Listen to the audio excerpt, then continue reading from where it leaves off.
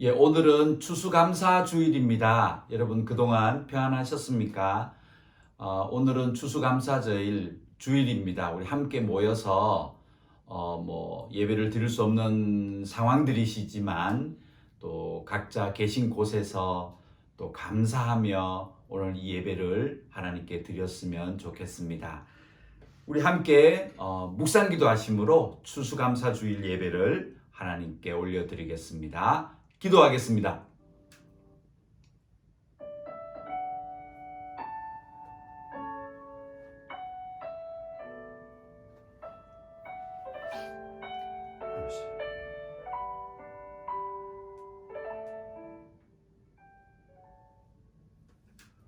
하나님 감사합니다. 우리가 여러 가지 상황으로 인하여서 함께 모여 이 추수감사주일을 예배 드릴 수 없는 상황이지만 그러나 각자의 곳에서 진심으로 하나님께 예배하게 하심을 감사를 드립니다. 하나님, 이 예배를 통하여 우리 마음을 주님께 헌신할 수 있으며 진심으로 주님을 찬양하며 예배드리는 그런 시간으로 인도하여 주시옵소서. 예수님의 이름으로 기도드렸습니다. 아멘.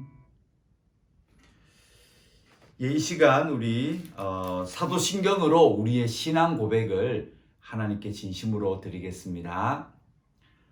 전능하사 천지를 만드신 하나님 아버지를 내가 믿사오며 그 외아들 우리 주 예수 그리스도를 믿사오니 이는 성령으로 잉태하사 동정녀 마리아에게 나시고 본디오 빌라도에게 고난을 받으사 십자가에 못 박혀 죽으시고 장사한 지 사흘 만에 죽은 자 가운데서 다시 살아나시며 하늘에 오르사 전능하신 하나님 우편에 앉아 계시다가 저리로서 산자와 죽은 자를 심판하러 오시리라. 성령을 믿사오며 거룩한 공회와 성도가 서로 교통하는 것과 죄를 사하여 주시는 것과 몸이 다시 사는 것과 영원히 사는 것을 믿사옵나이다. 아멘.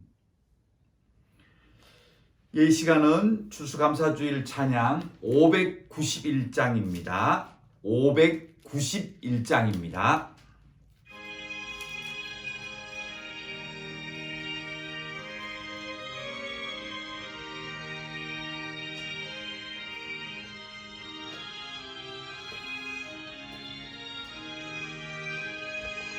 저 밭에 농부 나가시 뿌려놓고 주 크신 능력 내려 잘 길러주셨네.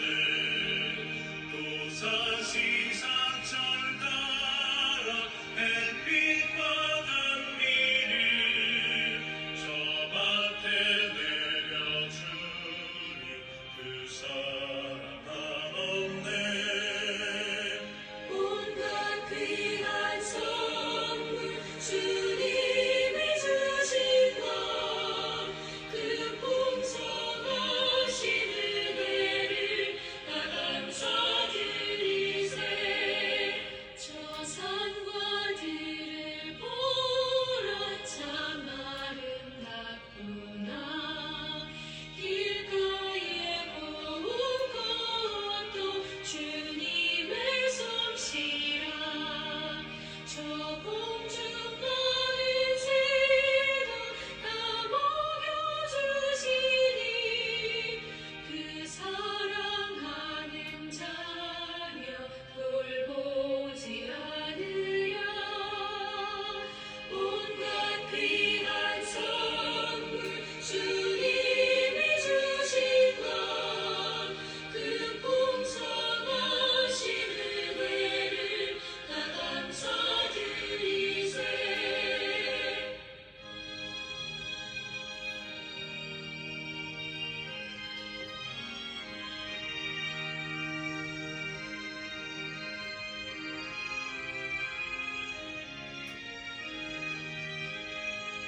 씨 뿌려 거둔 곳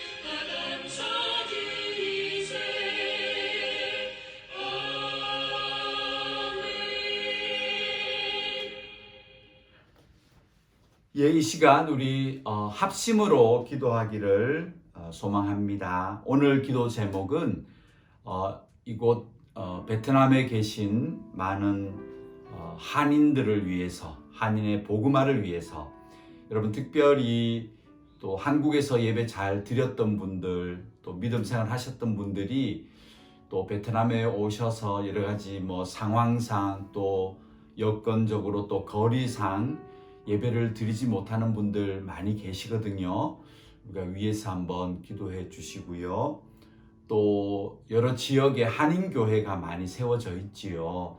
한인교회들이 이런 한인 복음화와 또 베트남 복음의 역사에도 한인교회가 쓰임받았으면 참 좋겠습니다. 이를 위해서 한인교회가 이 땅에서 예배드리고 또 복음을 한인뿐만 아니라 베트남 영혼들에게도 전할 수 있는 그런 한인교회 되기 위해서 또 한번 기억하시고 기도해 주셨으면 감사하겠습니다. 이 시간 한인교회들 그리고 이 땅에 살고 있는 많은 한인들을 위해서 우리 한 목소리로 기도하는 시간 가지겠습니다. 기도하겠습니다. 하나님 감사합니다. 이 땅에 한인들을 살게 하시고 특별히 많은 한인교회를 세워주셔서 예배하는 일과 복음의 역사에 많은 한인교회를 세워주시면 감사합니다. 하나님 여러 가지 어려운 여건 속에서도 한인교회가 지금까지 지켜주심을 감사합니다. 하나님 이 땅에 있는 많은 한인들 아직도 주님 모르는 영혼들도 있고 또 예배를 드리지 못하고 있는 많은 한인들도 있습니다. 하나님 그들 위해서 우리 한인교회가 여러 지역에 또 여러 대상으로 말미암아 다시금 예배가 회복되어지는 그런 한인교회가 되고 하나님 많은 한인들이 또 예수를 믿는 역사가 이 땅에서 일어나기를 소망합니다. 이 귀한 역사의 한인교회를 사용해 주시고 또 많은 목회자들 이 땅에 와 계시는데 하나님의 말씀을 참으로 진실되고 바로 선포할 수 있게 하시고 이로 말미암아 이 땅에 많은 한인들이 복음화의 역사에 이렇게 이루어지는 이 땅에 이렇게 하여 주시옵소서. 감사합니다. 하나님 감사합니다. 이 땅에 한인교회가 참 많이 세워졌습니다. 하나님 이 교회로 말미암아 예배드리지 못하는 많은 한인들 혹은 하나님을 알지 못하는 많은 한인들 하나님을 만나고 예수님을 만나는 역사가 한인교회를 통하여 일어나게 하여 주시옵소서. 그리고 한인교회들은 눈을 더 열어 이 땅에 살고 있는 많은 베트남 영혼들을 위해서도 복음을 전하고 이 땅을 위해서 또 헌신하며 나아가는 그런 한인교회들 다 되게 하여 주시옵소서. 예수님의 이름으로 기도드렸습니다. 아멘. 이 시간 우리 성경 말씀을 다시 구약 성경으로 좀 돌아가서요. 느헤미야 8장으로 오늘은 보도록 하겠습니다. 구약 성경 느헤미야 8장 1절부터 6절까지입니다. 구약 성경 느헤미야 8장 1절에서요 6절까지 말씀 찾으시면 좋겠습니다. 제 성경은 737페이지네요. 느헤미야 8장 1절에서 6절까지 말씀입니다. 찾으셨나요? 함께 읽겠습니다. 이스라엘 자손이 자기들의 성읍에 거주하였더니 일곱째 달에 이르러 모든 백성이 일제히 수문 앞 광장에 모여 학사 에스라에게 여호와께서 이스라엘에게 명령하신 모세의 율법책을 가져오기를 청하매 일곱째 달 초하루에 제사장 에스라가 율법책을 가지고 회중 앞 곧 남자나 여자나 알아들을 만한 모든 사람 앞에 이르러 수문 앞 광장에서 새벽부터 정오까지 남자나 여자나 알아들을 만한 모든 사람 앞에서 읽음에 뭇백성이 그 율법책에 귀를 기울였는데 그때의 학사 에스라가 특별히 지은 나무 강단에 서고 그의 곁 오른쪽에 선 자는 마띠다와 스마야와 아나야와 우리야와 힐기야와 마세야요. 그의 왼쪽에 선 자는 부다야와 미사엘과 말기야와 하숨과 하스바다나와 스가랴와 무술람이라. 에스라가 모든 백성 위에 서서 그들 목전에 책을 펴니 책을 펼 때에 모든 백성이 일어서니라. 에스라가 위대하신 하나님 여호와를 송축하매 모든 백성이 손을 들고 아멘 아멘 하고 응답하고 몸을 굽혀 얼굴을 땅에 대고 여호와께 경배하니라. 아멘. 예, 여러분 한번 느헤미야서를 가지고 정리를 하실 필요가 있습니다. 느헤미야서는 하나님 나라의 건축, 건설 이렇게 말씀을 드렸습니다. 이 예루살렘 성벽을 지은 일은 세상에서 하나님 나라가 구별되어져야 된다 말씀드렸고요. 그러나 이 예루살렘 성은 폐쇄된 완전히 자기들만의 그런 공간이 아니라 문을 무려 10개나 두어서 누구든지 또 형편에 따라서 들어올 수 있는 그런 열린 하나님 나라를 보여준다라고 말씀을 드렸습니다. 성경을 두 구절만 좀 찾고요. 이걸 다시 한번 정리를 이제 하도록 하겠습니다. 레위기 20장입니다. 성경 앞으로 좀 돌아가 주세요. 레위기 20장 24절을 먼저 봐주세요. 레위기 20장 24절을 먼저 보겠습니다. 레위기 20장 24절 조금 기억하셨으면 좋겠습니다. 읽겠습니다. 내가 전에 너희에게 이르기를 너희가 그들의 땅을 기업으로 받을 것이라. 내가 그 땅 곧 젖과 꿀이 흐르는 땅을 너희에게 주어 유업을 삼게 하리라 하였노라. 나는 너희를 만민 중에서 구별한 너희의 하나님 여호와이니라. 그러셨죠? 그래서 이 출애굽 자체도 이미 세상 가운데 하나님의 사람들을 구별하셨다. 그렇게 기록하고 계시죠. 26절 내려가서 한 번 더 보겠습니다. 26절입니다. 같이 읽을까요? 너희는 나에게 거룩할지어다. 이는 나 여호와가 거룩하고 내가 또 너희를 나의 소유로 삼으려고 너희를 만민 중에서 구별하였음이니라. 그렇게 되어 있죠? 그래서 하나님의 나라는 구별이다 말씀드렸습니다. 자, 출애굽기 12장 49절 좀 더 앞으로 가십시오. 출애굽기 12장 49절입니다. 출애굽기 12장 49절로 가보시겠습니다. 출애굽기 12장 49절입니다. 찾으셨나요? 네, 함께 보겠습니다. 본토인에게나 너희 중에 거류하는 이방인에게 이 법이 동일하니라 하셨으므로. 아멘. 자, 이 말씀은요, 유월절에 대한 이야기입니다. 유월절, 양의 피를 자기 집 앞 문설주에 바르면 장자의 죽음에서 면하고 그 죽음을 넘어간다라는 것이 이집트에서 행한 첫 번째 유월절이죠. 그런데 이 유월절은 이스라엘 사람만 해당되는 것이 아니었습니다. 오늘 이 말씀에 보면 이 법은 동일하다. 누구에게요? 너희 중에 거류하는 이방인에게도 이 유월절은 가능하다. 자, 그래서 이 유월절은 바로 믿음으로 하나님 말씀을 듣고 순종했을 때 누구든지 죽음을 보지 않고 죽음이 넘어가는 유월절이 이 놀라운 하나님의 은혜가 해당된다는 겁니다. 그래서 오늘 본문 느헤미야서로 다시 와보면 이 예루살렘 성은 우리의 믿음을 상징합니다. 세상 가운데 우리는 하나님의 사람으로 구별된 삶을 살아야 된다. 그리고 우리는 열려있는, 누구에게나 열려있는 그 복음의 귀한 하나님 나라로 우리가 들어갔고, 우리도 믿음으로 하나님의 나라를 받고 건설하게 된다는 것입니다.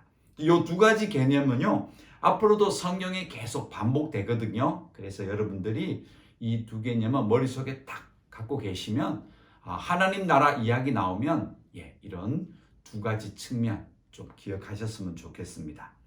자, 그러면 이 느헤미야서가 구조가 그렇게 되어 있다라고 말씀드렸는데요. 이 느헤미야서의 절반이나 되는 많은 부분은 바로 그 하나님의 나라로 상징되는 예루살렘 성을 만들고 이제 그 성 안에 살아가게 되는 하나님 백성들의 삶에 대해서 이야기합니다. 그래서 제가 오늘 이 설교 제목은 하나님 나라의 내적인 회복이다. 외형은 여러 가지 도전 가운데서도 일하며 믿음으로 열심히 헌신하며 그 하나님 나라를 건설했거든요. 이것은 영적인 우리의 무장과 전쟁, 외부적인 사탄의 도전을 막아내는 그런 외부적인 회복의 상징이 있습니다. 근데 느헤미야서의 또 마지막 절반이나 되는 부분은 그렇게 외형적으로 하나님의 나라를 건설한 그 예루살렘 성 안에 있는 사람들이, 하나님의 사람들이 어떻게 이 성을 계속 지켜나갈 수 있는지 내부적인, 내적인 그런 성장과 또 내적인 회복이 어떻게 가능할 것인지 이것을 느헤미야가 절반이나 되는 부분으로 보여주고 있습니다. 이것은 조금 중요한 이야기지요. 그래서 느헤미야는 또 크게 나누어 보면 하나님 나라의 외부적인 것, 어떻게 우리가 영적인 전쟁을 해나갈 것인가, 또 절반은 내적으로 우리가 신앙생활 하면서 어떻게 우리의 믿음을 지켜나가고 어떻게 우리가 더 성장해 나갈 수 있는지를 느헤미야가 절반 보여주고 있다는 것입니다. 그래서 오늘은 다음 주까지 해서요, 이 내적인 회복, 내적인 믿음의 강함을 어떻게 해갈 수 있을 것인가를 조금 나누고자 합니다. 자, 그러면 먼저 구절 하나를 찾겠는데요. 이 구절은 굉장히 중요한 구절이라서요, 꼭 좀 여러분이 기억하셨으면 좋겠습니다. 바로 9장 38절입니다. 느헤미야 9장 38절을 열어주십시오. 느헤미야 9장 38절. 굉장히 중요한 기록이라서요, 이 느헤미야의 아주 핵심적인 요절이기도 합니다. 38절이요. 9장 38절. 찾으셨죠? 함께 읽겠습니다. 우리가 이 모든 일로 말미암아 이제 견고한 언약을 세워 기록하고 우리의 방백들과 레위 사람들과 제사장들이 다 임봉하나이다 하였느니라. 임봉이라는 말 있죠? 요거는 봉인하고 조금 달라요. 임봉, 도장을 찍는다 이 뜻이죠. 인쳤다. 옛날 성경은 인을 쳤다라고 하고요. 개역 개선 성경에서는 임봉했다라고 합니다. 그리고 10장 가보세요. 10장 1절부터 보면 그 임봉한 자의 명단이 나옵니다. 그렇죠? 쭉 내려가죠. 그런데 이 10장에 가보면 이 임봉한 자들의 명단이 나오는데 첫 번째 한 그룹으로 나눠져 있어요. 한 종류의 사람들은 그 당시 총독과 정치적인 지도자들이라고 볼 수 있습니다. 그 다음 8절에 10장 8절에 가보시면요, 제사장들의 이름이 또 쭉 나옵니다. 그리고 9절 가보면 레위 사람들 명단이 쭉 나오지요. 그리고 14절 가보세요. 10장 14절 가보면 백성의 우두머리들, 그렇죠? 지도급들이죠. 이분들의 이름이 쭉 나옵니다.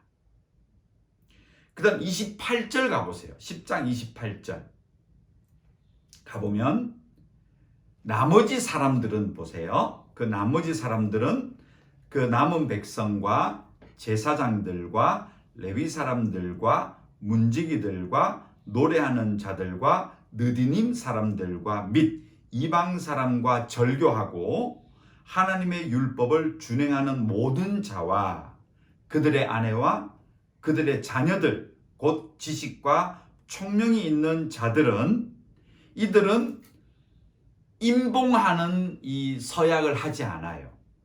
아마 이게 그 당시 문화였던 것 같은데요. 정확하게 제가 파악을 못했는데 아마 임봉을 하지 못했다는 것은 어느 정도의 좀 기준이 있었던 것 같아요. 그래서 임봉에 준하는 다른 의식을 해요. 그게 29절입니다. 보세요. 다 그들의 형제 귀족들을 따라, 자, 형제 귀족들은 임봉한 자들 얘기예요. 그 임봉이라는 이 의식을 하지 못하는 자들은 뭘 했냐 하면 저주로 맹세를 했다라고 기록하죠. 그래서 10장에 보면 그 예루살렘 성벽을 완공하고 그 안에 살고 있는 하나님의 백성들이 전부 9장 38절에 봤더니 임봉이라는 의식을 했다는 거예요. 그리고 이 귀족 그룹 또 지도자 그룹 임봉을 할 수 없는 자들은 최소한도로 저주의 맹세의 의식을 했다. 이게 느헤미야 9장 10장의 기록입니다. 근데 이것이 중요한 이유는 오늘 9장 38절로 다시 가보세요. 자, 그게 어떻게 되어 있냐면 우리가 이 모든 일로 말미암아 이제 견고한 언약을 세우겠다. 견고한 언약을 세우겠다. 우리가 맹세를 하겠다. 그래서 이 임봉이라는 의식은 만일 내가 어떤 굳은 결의와 각오, 약속을 했다면 내가 절대로 이 약속과 이 헌신, 결의는 내가 어떤 한이 있어도 변경되지 않습니다. 라고 내가 아무리 입으로 얘기해도 뭐 사람의 말인지라 나중에 언제 해버리면 안 되잖아요. 그래서 그 당시 문화가 뭐냐면 내가 절대로 이것을 변함없다, 확실하다, 견고하다 라는 의미로 자기들이 약속한 그 위에 자기의 도장을 진흙 같은데 꾹 찍으면 자국이 남겠죠, 진흙에. 그럼 그것을 불에 구워요. 불에 구워버리면 그릇 형태로 이게 단단해져서요, 나중에도 이것이 변하지 않고 그것이 기록되고 남겨지잖아요. 이 의식이 임봉하는 의식이라는 것입니다. 즉 의미가 뭐냐 하면 우리가 이렇게 살겠다라고 하나님의 사람들이 9장 마지막에 와서 우리가 다시는 하나님을 배반하지 아니하고 하나님의 약속을 믿고 하나님의 은혜를 감사하며 하나님을 찬송하며 살겠습니다 라고 하는 이 헌신의 다짐을 임봉하는 의식을 통해서 이 사람들이 각오하고 하나님 앞에 약속했다, 드렸다, 이 얘기를 하고 있는 겁니다.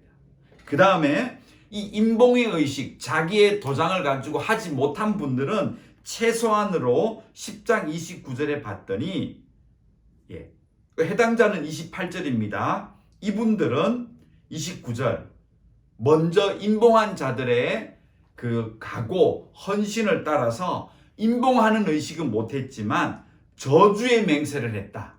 이게 우리가 저주의 맹세 그러니까 좀 나쁜 의미 같은데 그게 아니고요. 그 당시에 또 서로 약속했을 때 내가 절대로 이 약속을 지키겠다.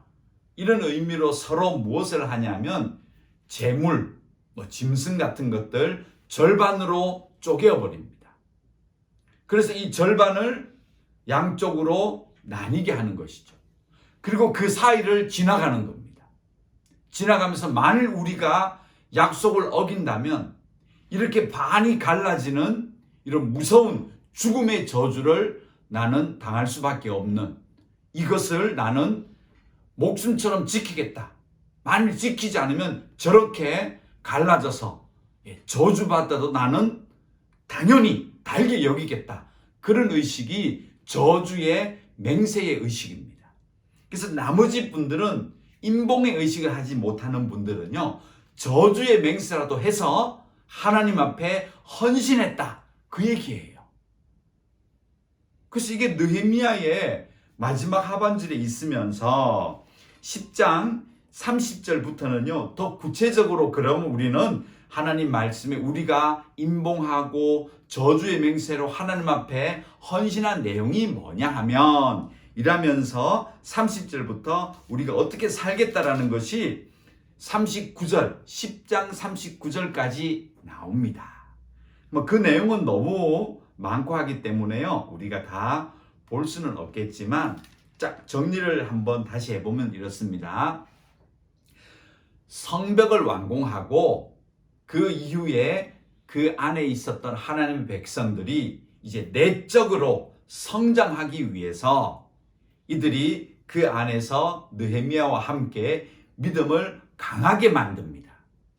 근데 어떻게 강하게 만들었는지 결과적으로 보니까 오늘 9장 마지막 절 10장에 봤더니, 자, 1년의 과정을 지난 다음에 하나님 백성들이 우리는 절대로 이제 하나님의 말씀 따라 살고 이방선을 섬기지 아니하고 하나님의 말씀의 규례대로 우리가 최선을 다해서 하나님을 위해서 이 땅에 거룩한 하나님 백성으로 살겠다라는 인봉하는 이 의식으로 말미암아 헌신하고, 저주의 맹세라는 의식을 통해서도 하나님 백성들이 강하게 하나님 앞에 헌신하는 모습을 볼 수 있다는 겁니다. 그러면 제가 이번 주와 다음 주 나누어서 도대체 무슨 일이 이들에게 있었길래, 어떤 일이 이 하나님 백성들에게 있었길래 결과적으로 이러한 헌신을 했는가, 정말 하나님 앞에 자기 삶을 완전히 드리는 그런 헌신을 했는가, 한번 성경을 통해서 무슨 일이 이들에게 있었는지 한번 찾아보겠습니다.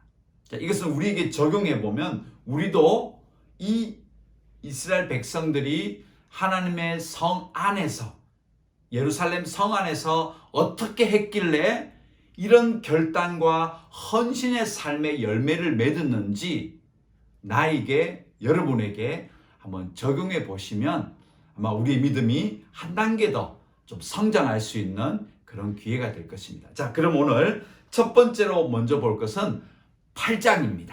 8장을 열어주세요.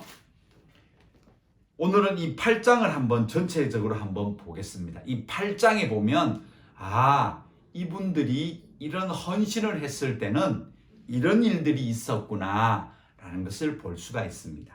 8장입니다. 1절부터 한번 볼까요? 1절을 같이 한번 보죠. 이스라엘 자손이 자기들의 성읍에 거주하였더니 7째 달 이르러 모든 백성이 일제히 수문 앞 광장에 모여 학사 에스라에게 여호와께서 이스라엘에게 명령하신 모세의 율법책을 가져오기를 청했다. 그리고 또 보세요. 2절 7째 달 초하루에 제사장 에스라가 율법책을 가지고 회중 앞 곧 남자나 여자나 알아들을 만한 모든 사람 앞에 이르렀다. 자, 이게 언제 일이냐 하면요, 성전이 6월 25일 날, 외우기 쉬워요, 6.25, 이 성벽이 예루살렘 성이 6월 25일 날 완공을 해요. 그리고 7월 1일, 며칠 지났나요? 네, 5일 지나요. 뭐 한 일주일쯤 지난 다음에 이 백성, 예루살렘 성을 건축한 이스라엘 모든 백성이 수문 앞 광장에 모였다. 10가지 문 기억하시나요? 그 중에 이 수문 앞 광장이 꽤 넓었던 것 같습니다. 그래서 여기는 모임하기 좋았던 것 같아요. 그래서 여기에 다 모여요. 성벽을 완공한 다음에요. 그 다음 거기에서 학사, 이것은 서기관이라고 하면 돼요. 구약, 신약 성경에 서기관들, 좀 안 좋은 이미지인데 사실은 굉장히 좋은 이미지예요. 그래서 이때부터 하나님 말씀을, 율법을 가르치는 자들, 이게 서기관의 시작이에요. 그 서기관은 원래는 굉장히 좋은 그런 역할들이었고 직분이었다, 우리가 볼 수 있습니다. 아무튼 이 서기관 되는 에스라를 불러서 하나님 율법책을 좀 가져오게 해달라. 그리고 이 수문학 광장에 알아들을 만한 사람들, 뭘 의미하겠습니까? 아주 뭐 천방지축 어린아이들 말고요, 말귀를 알아들을 수 있는 남자, 여자 모든 사람이 함께 수문학 광장에 모이게 됩니다. 그 이야기가 되고요. 그리고 1, 2절에 보면 7월 초하루라고 되어 있죠. 이 7월은요, 7째 달. 이것은 종교력입니다. 지금으로 환산해 보면, 지금 양력으로 하면 약 9월 달, 10월 달에 해당돼요. 그래서 하나님께서 출애굽한 다음에 이 출애굽을 원년으로 삼아서 하나님의 달력을 만들어줘요. 근데 그것이 7월이 새해예요. 그러므로 이 7월 초하루라는 의미는 새해 첫날이라는 뜻입니다. 새해 첫날에 하나님 사람들이 다 한 곳에 모여서 무슨 일을 했느냐? 3절 읽겠습니다. 같이 읽습니다. 수문 앞 광장에서 새벽부터 정오까지 남자나 여자나 알아들을 만한 모든 사람 앞에서 읽음에 뭇 백성이 그 율법책에 귀를 기울였다 그랬죠. 자, 새벽부터 정오까지는 약 6시간입니다. 자, 유대인들은 아침부터 저녁까지의 이 하루에 12시간을 하루로 치는데요. 그래서 무려 6시간 동안 서기관, 학사, 에스라를 통해서 하나님의 율법의 말씀을 듣습니다. 요즘하고 좀 다르죠. 요즘 뭐 설교 시간 30분만 넘어가도 귀냐 이렇게 말씀하시는데, 사실은 이때 보면 약 6시간을 이 율법책의 말씀을 듣습니다. 또 4절에 가보면요, 그때 이 학사 에스라가 특별히 지은 나무 강단에 올라갔다. 사람들이 많잖아요. 많고 하니까 잘 들리게 하기 위해서 나무 강단을 만든 것 같은데요, 그만큼 준비를 했던 거예요. 이 느헤미야 총독이 아마 하나님 백성들의 내적인 강화를 위해서 이런 설교단도 특별히 제작했다는 것은 굉장히 이 말씀의 일에 여러 가지 준비를 했다는 것을 볼 수가 있습니다. 그리고 좌쪽과 왼편에는, 오른편에는 또 이 하나님 말씀을 함께 나눌 수 있는 자들을 배열해서 이 말씀을 읽기 시작합니다. 5절입니다. 에스라가 모든 백성 위에 서서 목전에 책을 펴고 이 펼 때 백성들이 다 일어났다 그러죠. 그리고 6절 가보면요, 여기 보면 6절이 좀 중요해요. 6절은 같이 읽어볼까요? 에스라가 위대하신 하나님 여호와를 송축하매 모든 백성이 손을 들고 아멘 아멘 하고 응답하고요, 몸을 굽혀 얼굴을 땅에 대고 여호와께 경배했다라고 기록합니다. 우리는 요즘 많이 하는 경배와 찬양, 찬양 예배 이런 얘기 많이 하는데, 어떻게 보면 이것이 오늘 느헤미야 8장 1절부터 6절 보면 찬양 예배, 그리고 아멘, 그리고 하나님을 송축하는 것, 자, 이것이 어떤 형태로 돼야 되는지가 잘 나와 있습니다. 이 6시간 동안에 하나님의 말씀, 그 말씀에 준비되어지는 자세, 그리고 그 말씀을 일어서서 받는 자세, 그리고 그 말씀을 들었을 때 하나님을 송축하고 아멘으로 그렇습니다, 내가 믿습니다 라는 자기 반응, 그리고 결과적으로 엎드려 하나님을 경배하는 자세. 자, 이것이 바로 예배이고 찬양이고 감사이고 하나님 말씀 앞에 우리가 어떻게 다가서야 되는지를 정확하게 보여주고 있는 말씀이죠. 추수감사주일 마찬가지입니다. 우리가 농부니까 농사하고 이런 걸 다 떠나서 적어도 우리의 감사는 오늘 이 8장 말씀처럼 하나님 말씀 앞에 우리의 삶을 돌아보고 하나님의 은혜를 생각하며 우리가 머리를 숙여 하나님을 송축하고 아멘으로 화답하고 하나님을 경배하는 것이 참된 감사의 모습. 이것이 추수감사절, 아니 다른 모든 날들에 우리의 감사의 생활이 되어야 된다는 것이죠. 자, 이스라엘 백성은 그 예루살렘 성 안에서 하나님의 나라 안에서 말씀을 이렇게 받습니다. 그리고 좀 내려가 볼까요? 7절에 보면 자, 이제 율법을 깨닫도록 공부를 합니다. 성경은 공부해야 돼요. 그래서 물론 우리가 주일날 말씀을 공부 형태로 하지만요, 여러분 주중에요 꼭 좀 성경을 공부 형태로 조금 이렇게 묵상하시고 읽으셨으면 좋겠어요. 물론 성경을 쓰시는 분도 계시고 통독 듣는 분도 계시고 또 하루에 얼마 읽어서 내가 1년에 몇 독 이것도 시상도 하는데요. 제가 권해드리고 싶은 방법은요, 공부하셔야 돼요. 적은 구절이지만 전체를, 성경 전체를 통으로 보고 또 하나님은 어떤 분이신가, 또 그리고 그 시대적인 어떤 그런 구분들, 또 배경들, 또 이런 것들을 종합적으로 묵상하고 연구하는 그런 형태가 필요합니다. 그래서 이 이스라엘 백성들은 그렇게 7절에 기록되어 있습니다. 그리고 8절도 가보세요. 하나님의 율법책을 낭독하고 그 뜻을 해석하여 백성에게 그 낭독하는 것을 다 깨닫게 해주었다. 그렇게 되어 있지요. 자, 그랬을 때 9절 말씀은 우리가 몇 주 전에 보았죠. 이 말씀을 듣고 이들이 눈물 나는 그런 회개나 아마 그런 감회가 있었던 것 같아요. 그래서 그들이 막 울고 슬퍼하고 막 그렇게 되죠. 그래서 느헤미야가 아니다, 이것은 물론 우리가 슬퍼하고 울 일이지만 그러나 오늘은 이 말씀으로 더 기뻐하자. 이렇게 10절이 나오고요. 쭉 내려가서 12절. 12절은 함께 읽겠습니다. 모든 백성이 곧 가서 먹고 마시며 나누어 주고 크게 즐거워하니 이는 그들이 그 읽어 들려준 말씀을 밝히 알미라. 그렇게 되어 있죠.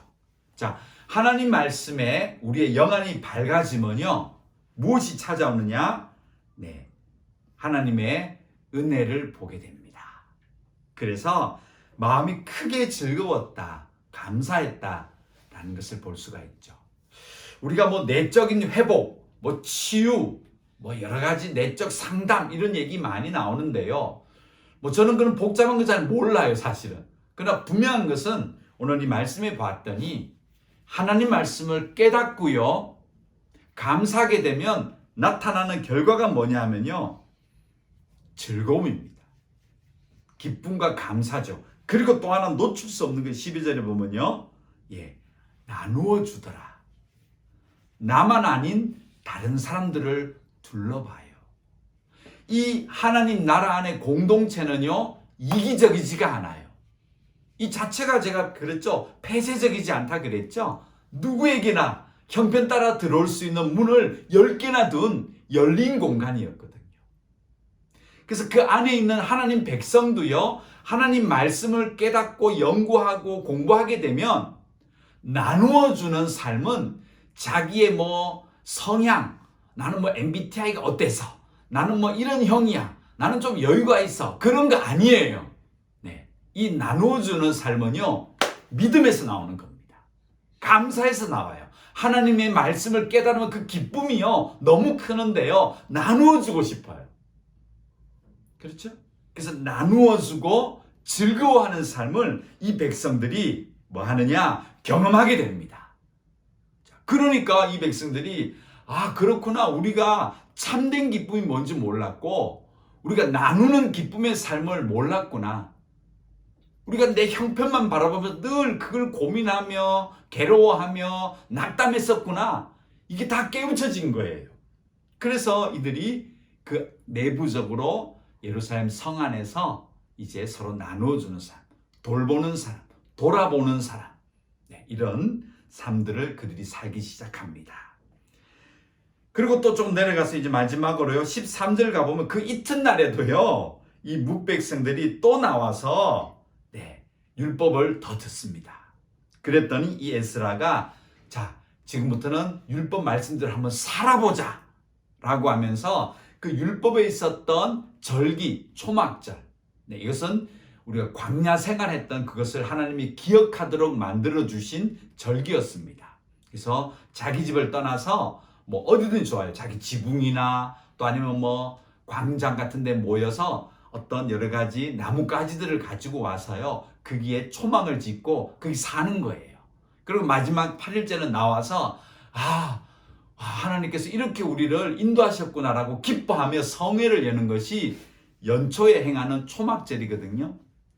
근데 이거는 우리가 뭐 지금 지키고 이런 얘기가 아니에요. 이 얘기는 뭐냐면 에스라가 이제 말씀을 깨닫고 그 다음날 나온 이 하나님 백성들에게 이제 율법대로 하나님 말씀대로 한번 살아보자, 이걸 강조한 거예요. 그래서 살아보았더니 17절 보세요. 자, 그랬더니 이런 기록이 또 나와요. 17절, 이제 마지막 구절입니다. 읽겠습니다. 사로잡혔다가 돌아온 회중이 다 초막을 짓고 그 안에서 거하니 눈의 아들 여호수아 때로부터 그날까지 이스라엘 자손이 이같이 행한 일이 없었으므로 이에 크게 기뻐했다. 그렇죠? 예. 그런데 그동안 이스라엘 사람들이 진짜 초막절 안 지켰느냐? 아니에요. 성경에 보면 지켰던 기록이 나와요. 그러니까 예식이 없었던 것이 아닙니다.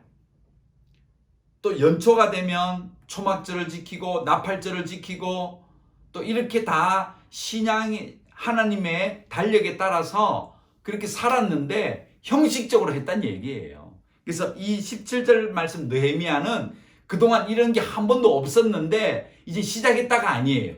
이렇게 기뻐하며 참된 절기를 지켜본 적이 없었다, 그 얘기를 하는 것이죠. 원인이 뭐였나요? 그렇죠. 말씀이 없었던 일이었어요.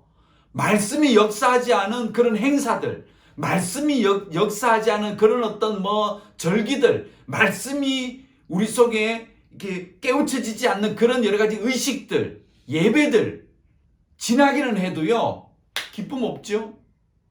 즐거움 없죠? 나눠주는 그런 넉넉함, 그런 것들을 경험하지 못한다는 얘기예요. 그런데 이 이스라엘 사람들이 성벽을 지은 다음에 그 안에서 말씀을 따라 그 말씀을 듣고 공부하고 깨닫고 그 말씀을 그대로 적용해 보았더니 이제 그 의식이 그냥 형식적인 의식이 아니고 그 의식 속에 하나님의 사랑과 은혜가 가득히 들어있다, 이걸 깨닫는 거예요. 여러분, 우리가 주일에 예배 드리잖아요. 의식으로 보면 지루한 시간일 수 있어요. 그 피곤한데 와서 좀 좋을 수도 있는지 이해는 하지만, 그러나 말씀이 역사하지 않으면 1시간을 드렸던 10시간을 드렸던 그것이 기쁨이나 또 나를 참 감사하게 해주는 그런 예배가 안 될 수 있어요. 그렇죠? 자, 이 백성이 똑같았다는 얘기예요. 그래서 말씀을 듣고 깨닫게 된 다음에 행했던 하나님 말씀 따라서 행했던 그런 예식과 의식들이 얼마나 사람을 기쁘게 하는지를 이스라엘 사람들이 이제서 깨닫는다는 거예요. 그렇구나. 세상을 살아갈 때 하나님 말씀이 잘 적용이 안 되었는데 그 말씀대로 우리가 헌신하고 살아봤더니 하나님이 만들어주신 이 말씀의 틀 안에 살아도 얼마든지 기쁘고 정말 감사하고 즐거움이 극이 있더라. 이걸 봤다는 얘기예요. 우리에게 한번 적용해 볼까요? 여러분이 여러 가지 어떤 교회 행사 너무 잘 알잖아요. 절기 잘 하잖아요. 뭐 준수감사주일 되면 뭘 하고, 뭐 앞에 뭐 채소 갖다 놓고 과일 갖다 놓고, 성찬일 되면 뭐 하고, 부활절 때 뭐 계란하고, 우리 너무 잘 알잖아요. 그런데 우리가 그런 일을 하면서 오늘 이 이스라엘 백성처럼 정말 기쁘고 감사하고 눈물 나고 감격하지 않는 이유가 뭐냐는 거예요. 준비가 부족했나요? 뭐 프로그램이 없었나요? 장소가 없었나요? 예산이 없었나요? 그런 거 아니잖아요. 근데 뭐가 없어서 의식은 했는데 뭐 감사주일 지났는데 그냥 아무 느낌이 없다는 것은요, 그 절기나 행사나 의식의 문제가 아니에요. 예배의 시간의 문제가 아니에요. 예배 형식의 문제가 아니에요. 말씀이 없기 때문에 그렇다는 것을 느헤미야서 보면서 우리가 볼 수 있잖아요. 자, 결론 내겠습니다. 결국 우리의 내적인 회복, 하나님 나라 안에서 우리가 믿음으로 단단해져서 하나님 앞에 임봉하고 저주에 맹세할 만큼 하나님께 단단히 헌신할 수 있는 이유, 그 원인이 어디서 나오느냐? 8장입니다. 말씀 듣고 공부하고 깨닫고 살아보는 것. 이 결론은 바로 우리의 깊은 헌신으로 인도하게 해준다는 것입니다.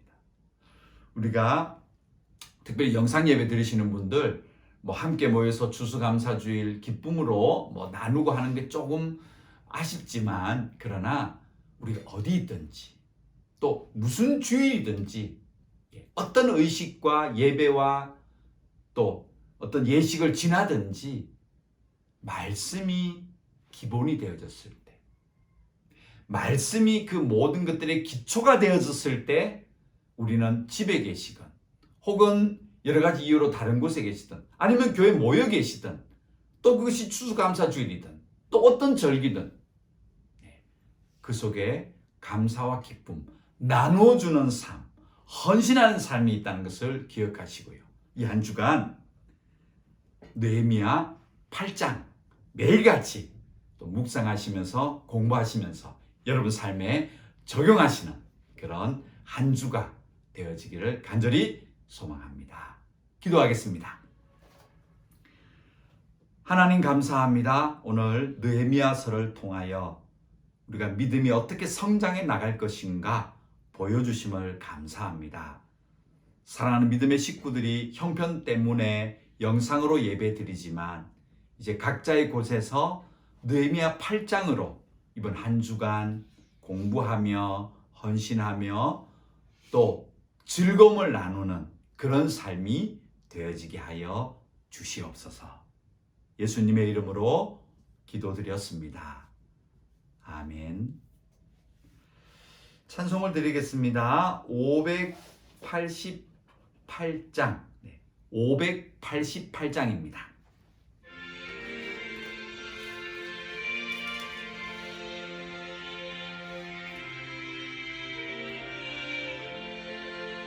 공중 많은 새를 보라 농사하지 않으며 곡식모와 곶감하되 드린 것이 없어도